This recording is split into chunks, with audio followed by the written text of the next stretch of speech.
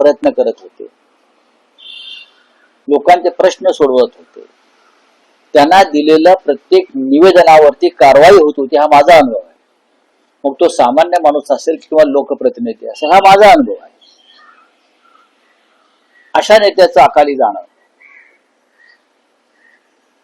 हे आपण काय चित्र पाहिलं असलं की ज्या पद्धतीने आक्रोश, अश्रू त्या तिथे लोक ढाळत होते, हे भाग्य फार कमी नेत्यांना मिळतं.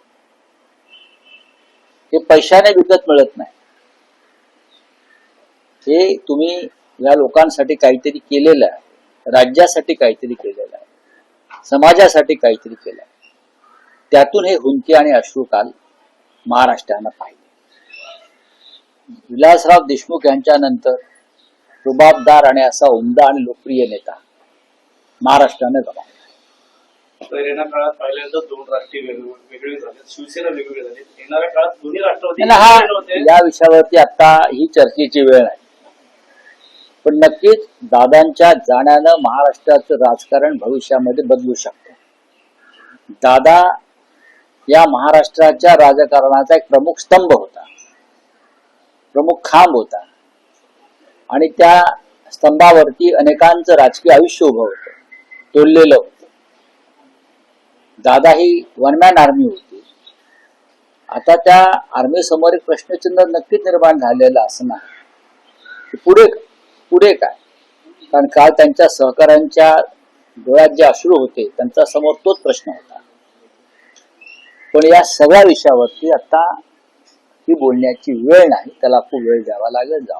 जयंत पाटील यांनी काल एक शंका उपस्थित केली की जे विमान होतं ते जमिनीच्या एकदम बाजूला पडलेलं पाहायला, त्यामुळे त्यांनी थोडी शंका उपस्थित केली नाही. या सगळ्यांवरती काल प्रत्येकाच्या मनात शंका आहे. काल आल्या सुरुवातीला ना, असं नाही अजितदादांनी काय प्रथमच विमान प्रवास केला नाही. अजितदादा प्रथमच चार्टर्ड विमानात बसलेले नाही. त्यांना या विमानाची सवय होती आणि परिचय होता. पण काल सन्माननीय शरद पवार साहेबांनी जे एक निवेदन केलेलं आहे, ज्या शंका आहेत त्या शंकांना निरसन करणार. मला असं वाटतं आपण त्या गोष्टी त्यांनी सांगितलेल्या मान्य केल्या पाहिजे. हा एक अपघात होता, पण त्या अपघाताची जी तांत्रिक कारणं आहेत त्याची चौकशी बीजेसी करेल. चौकशी झाली पाहिजे नक्कीच, का होऊ नये.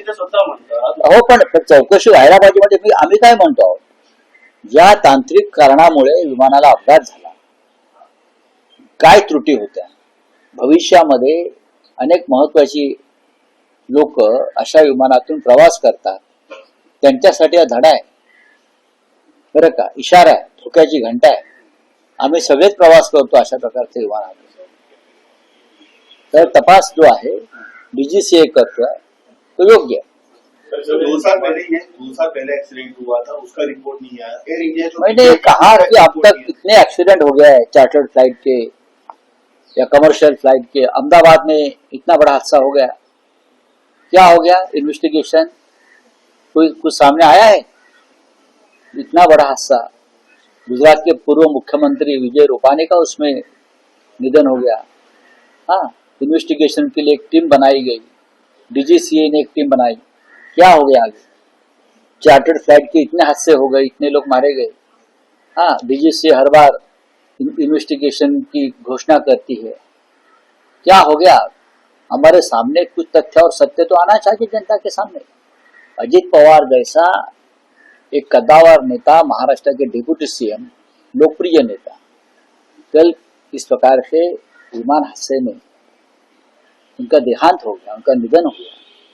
महाराष्ट्र नहीं पूरा देश सदमे में. कैसा हो गया? उसमें क्या टेक्निकल गड़बड़ी थी, ये सामने आना चाहिए. अगर फ्लाइट में टेक्निकल गड़बड़ी है, रडार सिस्टम में गड़बड़ है, और क्या है, एयरपोर्ट पर है, उस बारे में देश के सामने, जनता के सामने सिर्फ श्रद्धांजलि हम देंगे, प्रधानमंत्री श्रद्धांजलि देंगे, गृहमंत्री श्रद्धांजलि देंगे, राष्ट्रपति श्रद्धांजलि देंगे, मुख्यमंत्री श्रद्धांजलि देंगे, उससे क्या होगा? एक्सीडेंट अगर हो गया है और तांत्रिक कारणों से हो गया है तो वो कारणों का पता लगाना पड़ेगा हम सबको. कंपनी को 2 साल हो गया है, रिपोर्ट कभी आते नहीं. रिपोर्ट नहीं है. इस प्रकार से हादसे 10 साल में कितने हो गए मुझे मालूम है. डीजीसीए ने बार बार इन्वेस्टिगेशन की घोषणा, स्पेशल टीम, सब कुछ बनाया, लेकिन कभी भी किसी हादसे के बारे में जो रिपोर्ट आना चाहिए, जो तथ्य सामने आना चाहिए, वो डीजीसीए ने कभी सामने लाया नहीं। Thank you.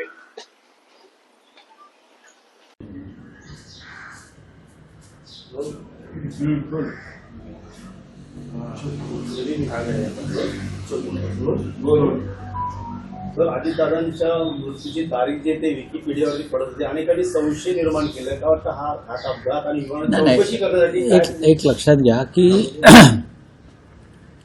विकिपीडियाशी किंवा त्या संपूर्ण घटनेवर बोलण्याची ही वेळ नाही. विकिपीडिया हे जगातलं एक फास्ट यंत्रणा आहे. दुसरं असं आहे की काल स्वतः आदरणीय शरद पवार साहेबांनी त्या संदर्भात खुलासा केला. हा एक अपघात आहे. हा चौकशी आता कसली व्हायला पाहिजे, तर काही तांत्रिक चुका झाल्या आहेत का, विमानामध्ये काही अचानक बिघाड झाला का, विमानतळावरती काही यंत्रणेची काही त्रुटी होत्या का, याची चौकशी डीजीसी बरं का, director general of civil aviation यांच्या माध्यमातून होत असते. पण आतापर्यंत असे अनेक अपघात या महाराष्ट्रात आणि देशात झालेले आहेत आणि त्यांच्या चौकशीच्या आदेश डीजीसीने दिली. त्या सगळ्या चौकशांचं काय झालं, हा काल अजित पवारांच्या अपघातानंतर निर्माण झालेला प्रश्न आहे. आतापर्यंत असे अनेक अपघात झालेले आहेत. चार्टर फ्लाईटचे, अहमदाबादला इतकं मोठं बोईंग विमान पडलं, हां, असंख्य लोक त्यात मारले गेले, गुजरातच्या माजी मुख्यमंत्र्यांचं त्यात निधन झालं. या सगळ्या चौकशा ज्या तुम्ही डीजीसीएच्या मार्फत करता, त्याचं पुढे काय होतं, त्याच्या अहवालामध्ये काय आहे, कोणाला दोषी पकडतील. ज्या कंपनीचं आम्ही विमान वापरतो, आम्ही सगळेच वापरतो, निवडणूक काळामध्ये खास करून अशा अनेक कंपन्यांकडून विमानं घेतली जातात. मग ते पायलट, इतर तंत्रज्ञ, यांचं क्वालिफिकेशन, याची तपासणी, याची चौकशी, याची वैधता करणं हे डीजीसीएचं काम आहे. काल बारामतीमध्ये यापूर्वीसुद्धा विमानं उतरलेली आहेत ना. बारामतीच्या त्या छोट्या विमानतळावर अजित पवार हे अनेकदा उतरलेले आहेत किंवा अनेकदा त्यांनी तिथून लँडिंग केलेलं आहे आणि याच प्रकारच्या विमानातून ते प्रवास करत असतील. पण नेमकं काल असं त्या विमानामधला जो बिघाड झाला असं दिसतंय किंवा व्हिजिबिलिटी नाही, विमानानं दोनदा उतरण्याचा प्रयत्न केला, ते उतरू शकलं नाही आणि विमान भरकटलेलं दिसतंय. आता सीसीटीव्ही फुटेज दिसतंय. याचा तपास जो टेक्निकल आणि इतर ज्या फॅक्ट्स आहेत त्याचा तपास डीजीसीए करेल. बाकी माननीय शरद पवार साहेबांनी काल रात्री संपूर्ण खुलासा आणि निवेदन जे दिलेलं आहे ते बरोबर आहे. रावसाहेब, आता आपण जो मुद्दा उपस्थित केला की डीजीसी कडनं चौकशा होतात, त्याचं पुढे काय होतं, याच विमानाचा 2023 साली अपघात झाला होता त्याची देखील चौकशीचं पुढं काहीच नाही. नाही, अशा महाराष्ट्रात आणि देशामध्ये अशा अनेक अपघातांच्या चौकशांच्या घोषणा झालेल्या आहेत. त्याचं पुढे त्या चौकशीतून काय निष्पन्न झालं, म्हणजे माझ्या माहितीप्रमाणे माधवराव शिंदेपासून बरं का असे अनेक अपघात आम्ही पाहिले आणि त्याच्यामध्ये अनेक महत्त्वाच्या लोकांचा मृत्यू झाला. त्यांचं पुढे काय झालं याचा कधीही अहवाल हा देशासमोर आला नाही. निदान महाराष्ट्राचे उपमुख्यमंत्री अजित पवार यांच्या विमानामध्ये नेमका कोणता बिघाड झाला किंवा त्यावेळेला नक्की काय झालं. ब्लॅक बॉक्स मिळालेला आहे. ब्लॅक बॉक्स मिळाल्यावर अनेक गोष्टींचा उलगडा होतो. पायलट आणि को पायलट यांचा अनुभवसुद्धा चांगला होता. त्यांनी साधारण त्यांच्याकडे 1600 तासांचा अनुभव आहे हे माझ्या वाचनात आलं. तरी जर हा अपघात काही तांत्रिक कारणामुळे झाला असेल तर DJCAनं या संदर्भातली माहिती समोर आणली पाहिजे, कारण भविष्यामध्ये अशा प्रकारचे अपघात होऊ नये. राजकारणी अशा प्रकारची विमानं वापरतात. राजकारण्यांकडे आता वेळ नाही. पूर्वी लोक ट्रेनने प्रवास करायचे, रस्त्यानं प्रवास करायचे. आता फार त्यांना घाई आहे, ते विमान घेतात, विमानात बसतात आणि ताबडतोब निघून जातात. पण त्या विमानाची कंडिशन, त्या विमानाचे पायलट, त्या विमानांचा मेंटेनन्स, अशा अनेक गोष्टी आता चर्चेला आलेल्या आहेत, खास करून अजितदादांच्या अपघातानंतर. कारण अजितदादांचा अपघात हा महाराष्ट्रावर झालेला आघात आहे. अजितदादांसारखा उमदा नेता ज्या पद्धतीनं अपघातामध्ये आम्हाला सोडून गेला, त्यानंतर या सगळ्या विषयावर महाराष्ट्राची जनता अत्यंत गांभीर्याने पाहते. आणि इतर नेतेसुद्धा अशा पद्धतीनं जे घाईघाईनं प्रवास करतात, बरं का, ते सुद्धा चिंतेत आहेत. राज्याचे मुख्यमंत्री प्रवास करतात, राज्याचे उपमुख्यमंत्री जे आहेत आपले दुसरे शिंदे, ते सातत्याने विमानामध्ये असतात. अशा प्रकारचे त्यांचे सतत दौरे सुरू असतात. साताराला जातात, दिल्लीत जातात, विमानाशिवाय फिरत नाहीत आमचे राजकारणी. त्याच्यामुळे आता हा जो विषय आहे हा अत्यंत गांभीर्याने घेणं गरजेचं आहे. काल स्वतः उद्धव ठाकरे, आदित्य ठाकरे हे रात्री उशिरा बारामतीमध्ये पोहोचले. हे सांगतो तुम्हाला. मुंबईतून ते रस्त्याच्या मार्गाने बारामतीत पोहोचले मध्यरात्रीनंतर, आणि त्यांनी पवार कुटुंबियांची विद्याप्रतिष्ठानमध्ये जाऊन भेट घेतली, सांत्वन केलं. आताही ते पुण्यातच आहेत पक्षप्रमुख. मला वाटतं मनसे प्रमुख, महाराष्ट्र नवनिर्माण सेनेचे प्रमुख राज ठाकरेसुद्धा बारामतीमध्येच आहेत. कारण महाराष्ट्रावरती ज्या प्रकारची शोककळा पसरलेली आहे, महाराष्ट्र धक्क्यात आहे. अजितदादांचं जाणं असं अचानक, हा धक्का महाराष्ट्र अद्याप पचवू शकला नाही आणि पुढले अनेक दिवस महाराष्ट्राला या धक्क्यातून सावरता येणार नाही, हे लक्षात घ्या. तर अजितदादा देखील तुमच्या मंत्रिमंडळाच्या सरकारमध्ये उपमुख्यमंत्री पद घेतले. काळात अनेक ठिकाणी त्यांनी सत्तेमध्ये उपमुख्यमंत्री पद घेतले. मात्र असा नेता नाही अजूनही देखील पकड मजबूत होती. बघा अजितदादांना त्यांच्या कुटुंबाचा, खास करून शरद पवार साहेबांचा एक फार मोठा वारसा राजकीय लाभला. त्याचा नक्कीच त्यांना फायदा झाला. अजितदादांचं नेतृत्व हे पहिल्यापासून संघर्षातून निर्माण झालेलं नाही, लाठ्या खाल्ल्या, अमुक खाल्ल्या. पण त्यांना जी संधी मिळाली कुटुंबाकडून, मग शरद पवारांच्या वारशातून, ती संधी त्यांनी योग्य प्रकारे वापरली.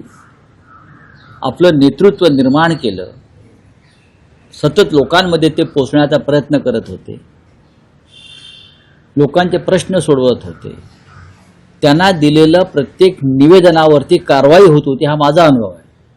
मग तो सामान्य माणूस असेल किंवा लोकप्रतिनिधी असेल, हा माझा अनुभव आहे.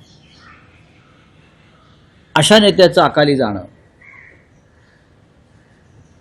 हे आपण काय चित्र पाहिलं असेल की ज्या पद्धतीनं आक्रोश, अश्रू त्या तिथे लोक ढाळत होते.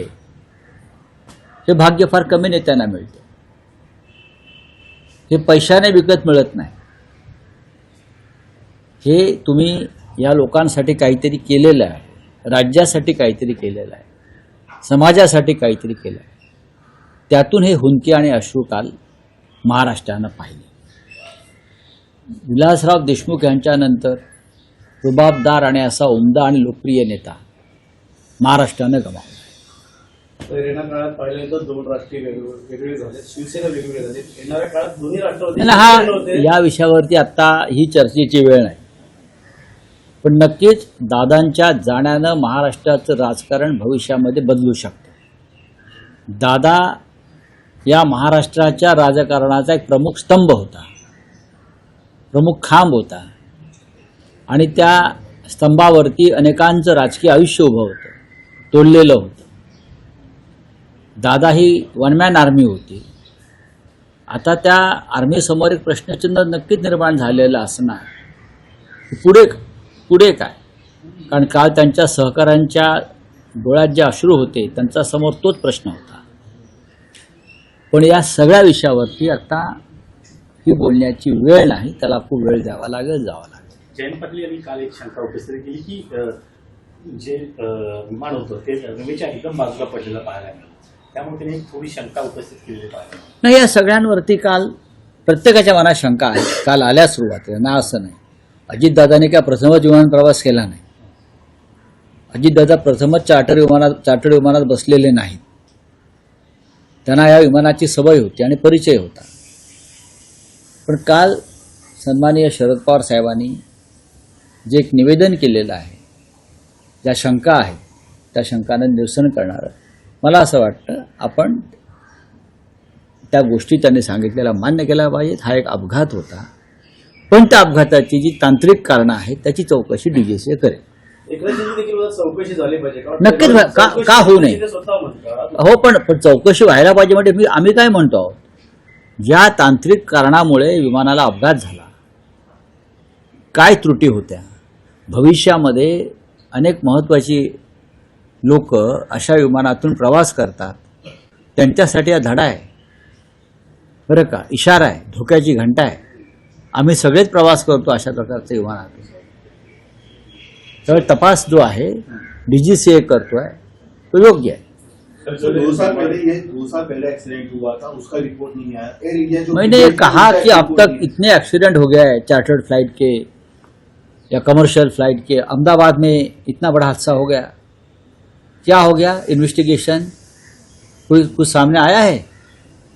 इतना बड़ा हादसा, गुजरात के पूर्व मुख्यमंत्री विजय रूपानी का उसमें निधन हो गया. हाँ, इन्वेस्टिगेशन के लिए एक टीम बनाई गई, डीजीसीए ने एक टीम बनाई. क्या हो गया आगे? चार्टर्ड फ्लाइट के इतने हादसे हो गए, इतने लोग मारे गए. हाँ, डीजीसीए हर बार इन्वेस्टिगेशन की घोषणा करती है. क्या हो गया? हमारे सामने कुछ तथ्य और सत्य तो आना चाहिए जनता के सामने. अजित पवार जैसा एक कद्दावर नेता, महाराष्ट्र के डिप्टी सीएम, लोकप्रिय नेता, कल इस प्रकार से विमान हादसे में उनका देहांत हो गया, उनका निधन हो गया. महाराष्ट्र नहीं, पूरा देश सदमे में है. कैसा हो गया? उसमें क्या टेक्निकल गड़बड़ी थी, ये सामने आना चाहिए. अगर फ्लाइट में टेक्निकल गड़बड़ी है, रडार सिस्टम में गड़बड़ है, और क्या है, एयरपोर्ट पर है, उस बारे में देश के सामने, जनता के सामने सिर्फ श्रद्धांजलि हम देंगे, प्रधानमंत्री श्रद्धांजलि देंगे, गृहमंत्री श्रद्धांजलि देंगे, राष्ट्रपति श्रद्धांजलि देंगे, मुख्यमंत्री श्रद्धांजलि देंगे, उससे क्या होगा? एक्सीडेंट अगर हो गया है और तांत्रिक कारणों से हो गया है तो वो कारणों का पता लगाना पड़ेगा हम सबको. कंपनी को सर 2 साल हो गया है, रिपोर्ट नहीं आया है. रिपोर्ट कभी आते नहीं. रिपोर्ट नहीं है. इस प्रकार से हादसे 10 साल में कितने हो गए मुझे मालूम है. डीजीसीए ने बार बार इन्वेस्टिगेशन की घोषणा, स्पेशल टीम, सब कुछ बनाया, लेकिन कभी भी किसी हादसे के बारे में जो रिपोर्ट आना चाहिए, जो तथ्य सामने आना चाहिए, वो डीजीसीए ने कभी सामने लाया नहीं. Thank you.